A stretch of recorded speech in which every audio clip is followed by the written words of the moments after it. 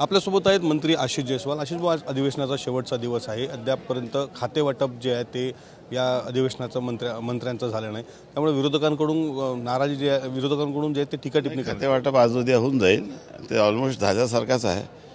आता अधिवेशनामध्ये तसे काही लक्षवेधी सूचना किंवा प्रश्न नव्हते।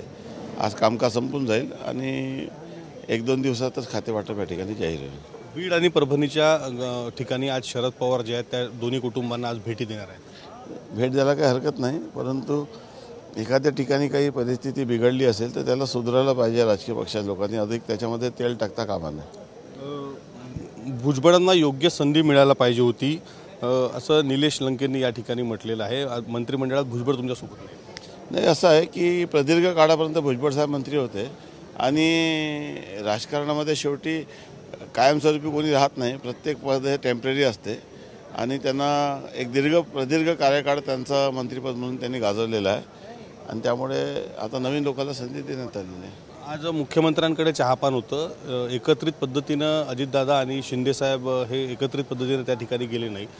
कुठेतरी खाते वाटपावरून नाराज। कुठल्या विषयावर प्रश्न विचारणं मला योग्य वाटत नाही। आपल्याला सोयीप्रमाणे माणूस जात असतं। हे होते मंत्री आशिष जयस्वाल। कॅमेरामॅन विशालसह विवेक गावंडे, TV9 मराठी, नागपूर।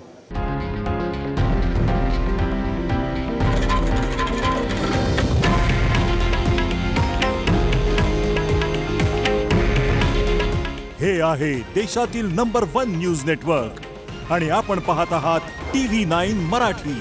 काळजी तुमची, हित महाराष्ट्राचं।